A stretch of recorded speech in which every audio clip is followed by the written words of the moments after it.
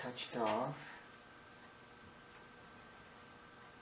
Okay, 84 thousandths.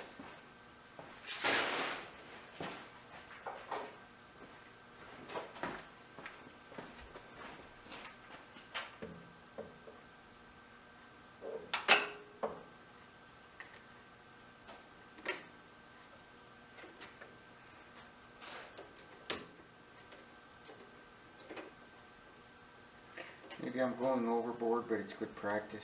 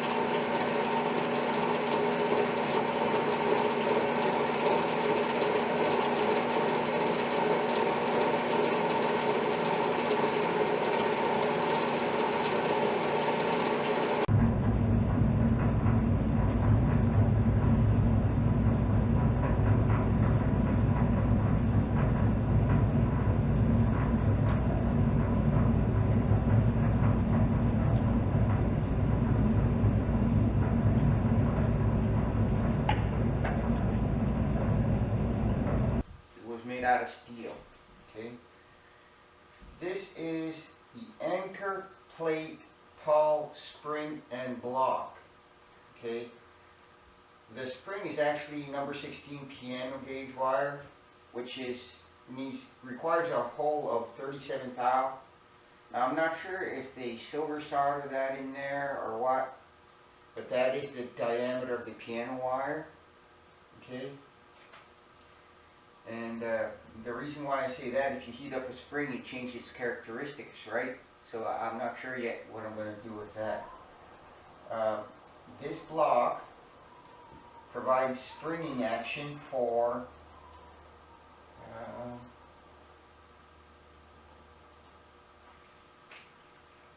the ratchet plate, for the ratchet plate, okay? And the width of this is 1/2 inch by 11/16. It is 1/8 thick, okay, and it has 2 holes in it. These are the holes that actually anchor to the ratchet plate. Okay, now the drawing specified number 33 drill holes, 2 of them, right? But I'm not sure what fasteners they were using, but I'm going to be using number 6, National Course number 32, which requires a number drill of 23. Okay, and this is the close fit, not the loose fit or the standard fit, the close fit. I just found that there's too much difference. The close fit really would be necessary here if you don't want that to dance around, because it's only 3/8 from pin to pin, right? From anchor bolt to anchor bolt. So this is the next piece I'm going to start right away, okay?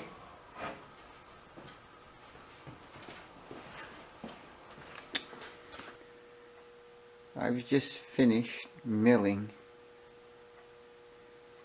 the blank, which is 11/16 by 1/2 inch by 1/8 thick. Okay, it's not a precision part, but I am putting precision into it just to get used to making precision parts. I'm off by maybe 1 thou and a few dimensions, but nothing over 2 thou. And I do believe that they give you, like, the surface finish isn't bad. It was from a high-speed steel bit or end mill. That's the vise. The vise did that. And right there in the middle where it's not shiny is where there was a relief section in the vise there's a little V groove for doing cylindrical stuff to hold it in the vise. Now I am going to put in these two holes, and this I'm going to hold off on the piano wire thing. I had trouble finding piano wire in my neck of the woods, but I ended up getting it from Granger, Canada, of all places. They have music wire. Music wire, piano wire, is a particular wire because it's a high carbon content, and I think it's stress relief or something. It's not ordinary wire. It's not mild steel. It has lots of carbon in it. So you can heat it and cool it down and quench it and make other kinds of spring if you want with it. Okay, so it's going to be practical for other uses. So I got a bobbin of it for I think it's $17 a pound, which is not expensive. So I'm going to poke these two holes, and I'm going to make them a number 23 drill, which is 154 thousandths. Okay, then I might have to make two screws, number 6, 32 national course. Okay.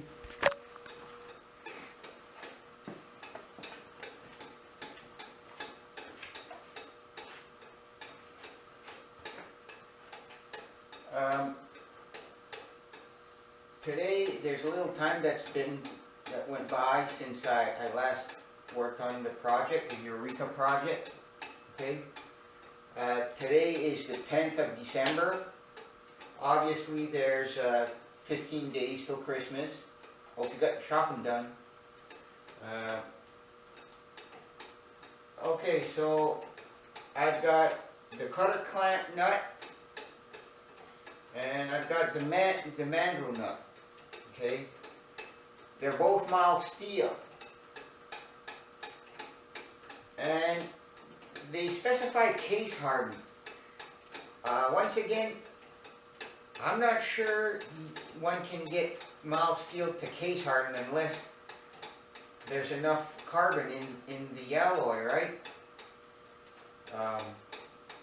I'll try it anyways. Can't hurt. So I finally got my taps for this, and the reason why it took so long was a 1/2 inch 40 thread per inch tap and a 5/16 40 threads per inch tap. For some reason, this is what the design called for. Maybe it was because he ran out of space and he wanted to put as many threads as he could in the nut so it would give it some extra strength. I really don't know why they would do that, but that's what happened. So some of the dimensions for these nuts. The washer portion is 7/8. It's 1/16 thick, and the full thickness is 3/16. This one, I don't know if you catch that portion off the screen. It is 1/16 thick, 1/4 inch altogether, and that's 465 thousandths. It was given to me with that kind of precision on the print, so I'm going to make it that. I don't know if there's a specific reason for it, but that's what it called for.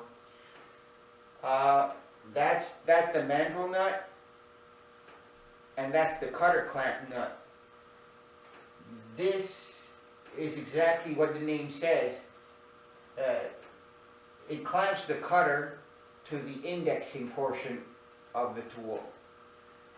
This clamps the indexing portion to the mandrel. Okay, so let's get started.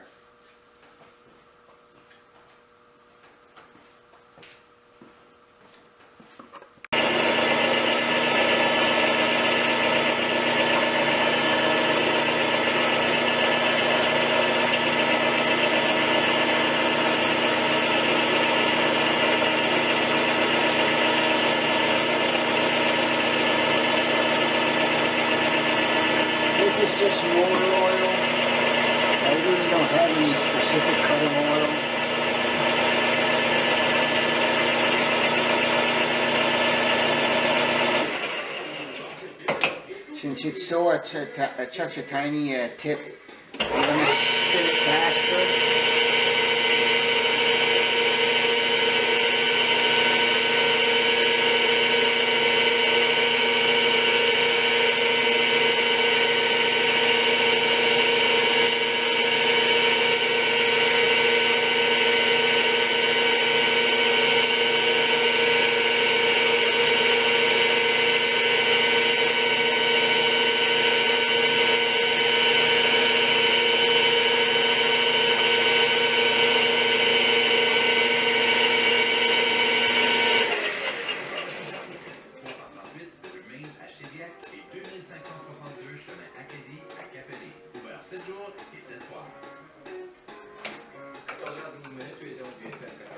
Get me a live center.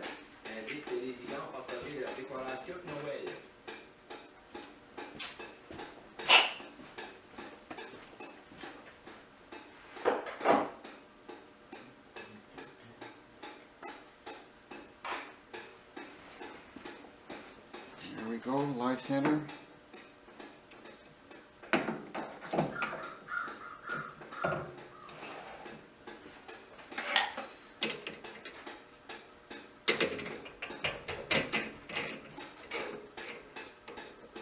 Extend that a bit.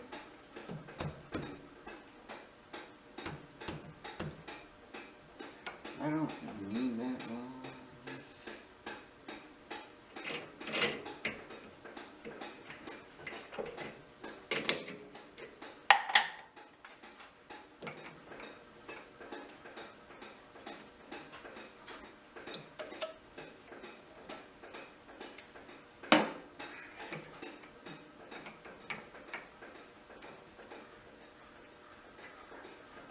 So now,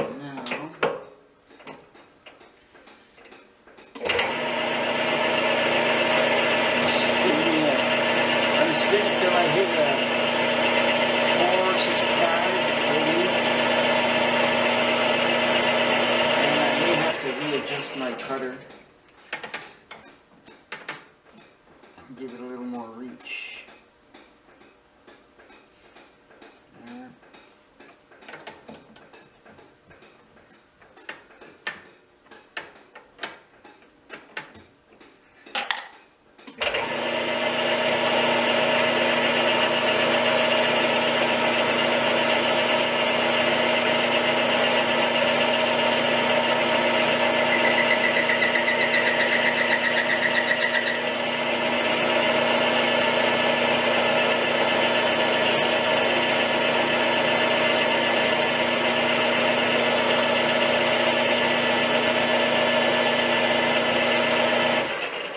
I can spin it faster.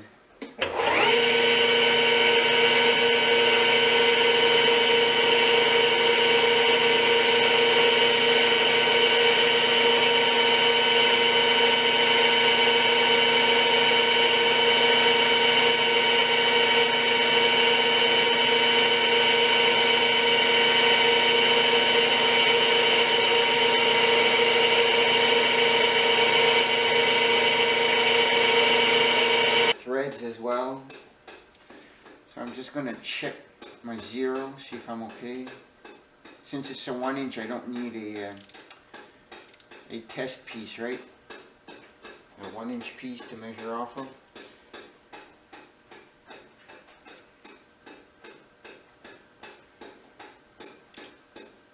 Okay, so I'm 0.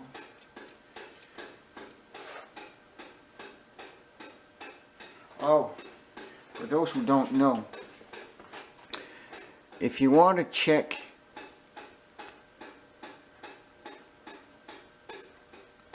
your 0 on a mic, this is a 0 to 1, right? So if I actually close this up, whoops, a little out of focus.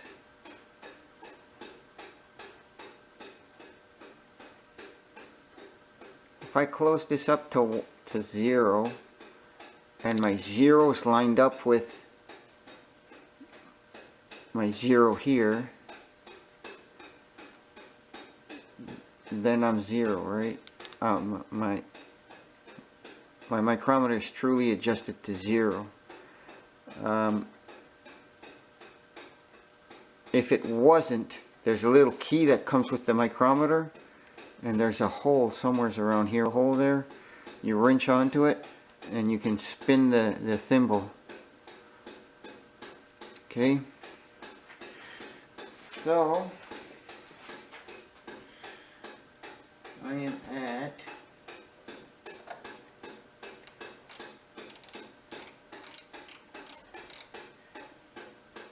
I always use the ratchet in case I over tighten it, then I wouldn't get a true measurement. I got 1103.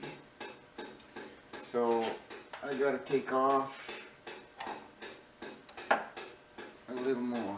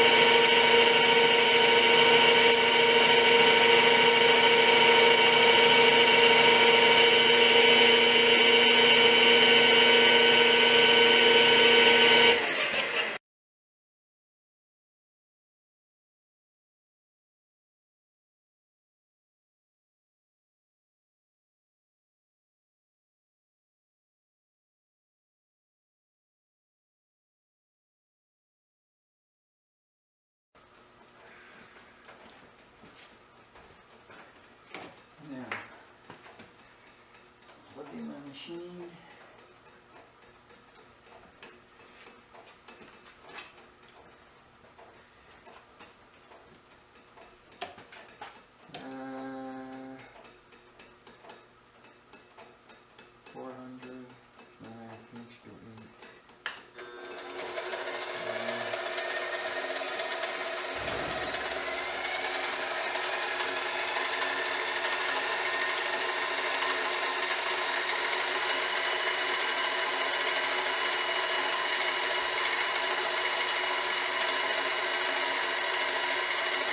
So basically what I want to do is cut off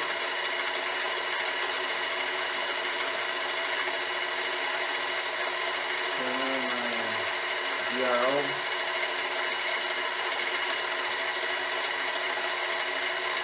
Lock my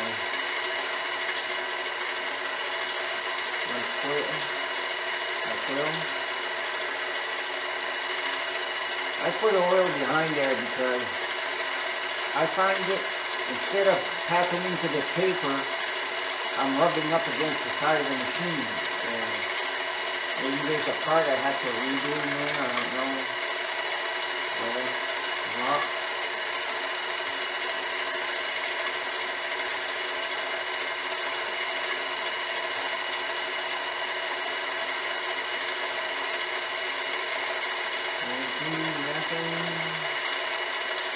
25, nothing yet.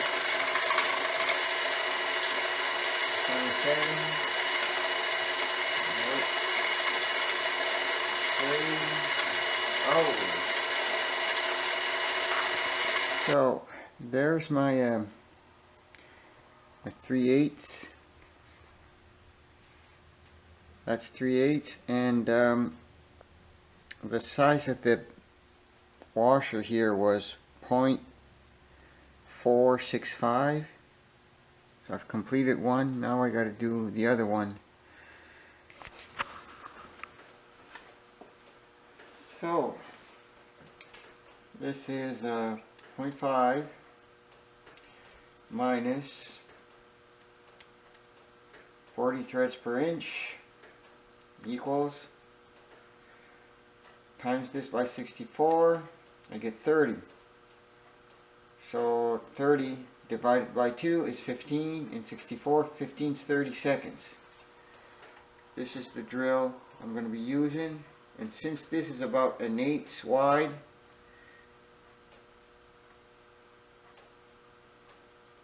okay, the little chisel feature at the web, I'm going to use a 1/8 to give it room to get through there. And I can spin that at 700, and I'll put a little oil on it.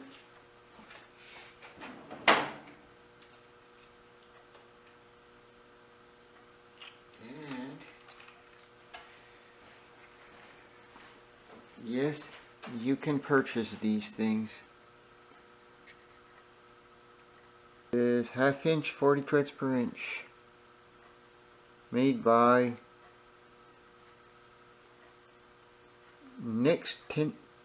T-Nix.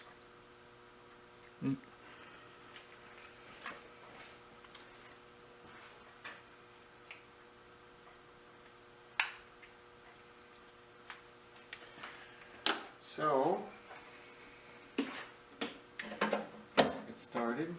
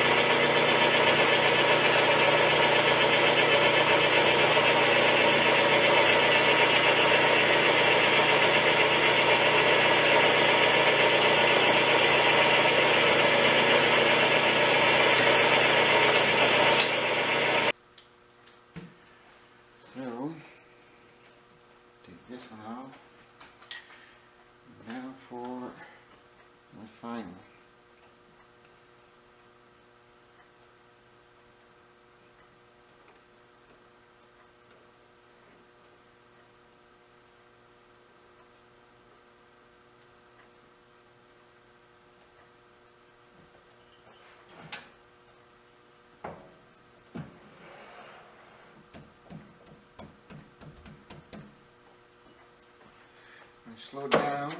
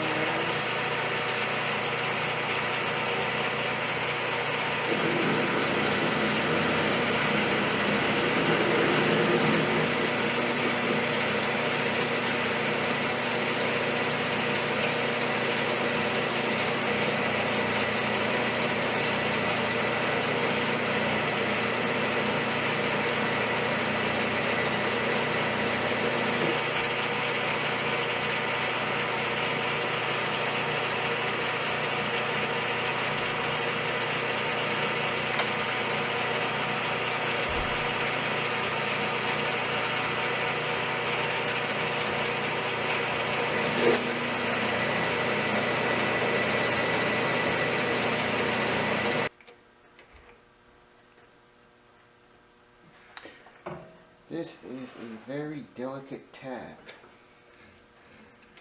and I do not wish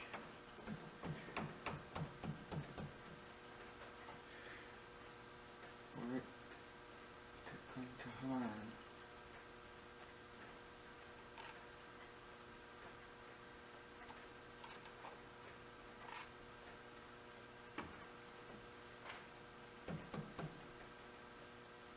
I'm just going to put my leg in reverse and in neutral.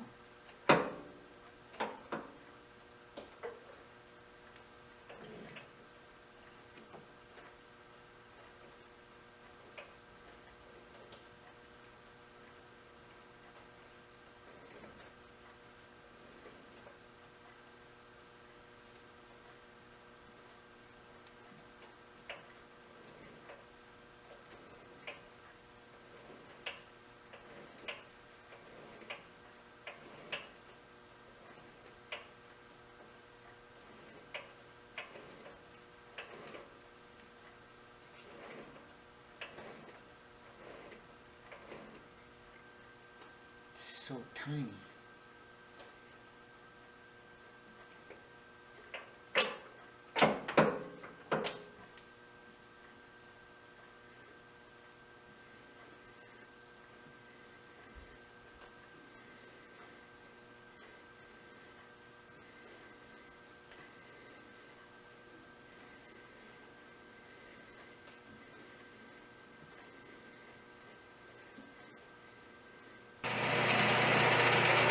Just going to face off the bolt to the proper dimensions now, of the nut.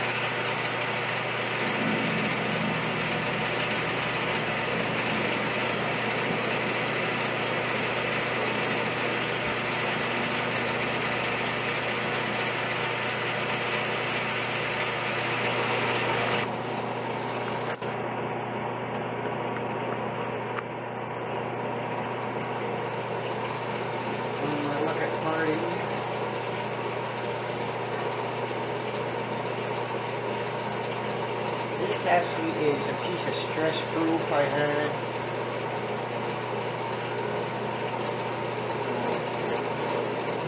It seems to be cutting well.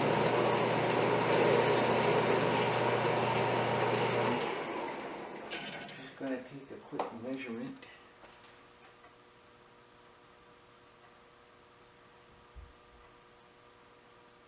It looks about right here.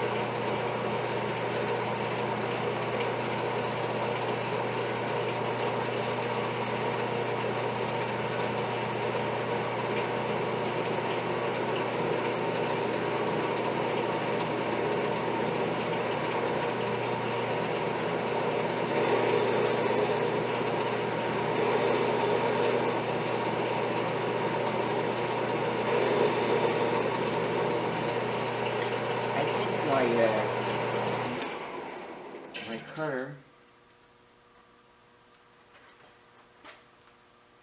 is too high.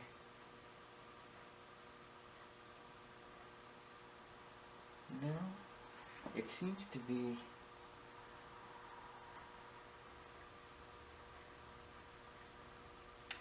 It's funny the way I have to apply pressure on it.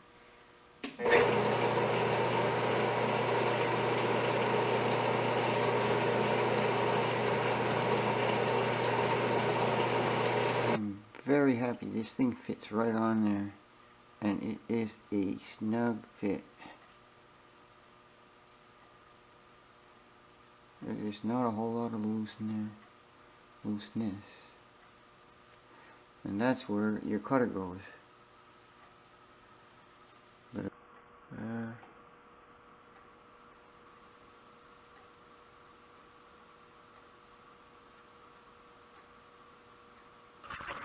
so I'm going to check to see how much play I have between the indexing portion of the Eureka tool and the mandrel nut. Now, I had to rechase these threads here. Not on that. That's the nut that actually tightens up on the cutter that you want to sharpen. But the nut at the end here, which holds on to that, right? So if I tighten this up and bottom it out, okay, and it's not something you want super tight there. You just want no slop in it, or no play. So if I set my dial to, there's a glare, 0, there, I'm at 0, need the glare out, and I'm just gonna wiggle this back and forth and see how much play is on that mandrel. And it appears to be 3 1/4 thou. If I'm reading that right, 3 1/4 or 3 1/2 thou, and that's not going to be an issue, because when you put lubricant in there,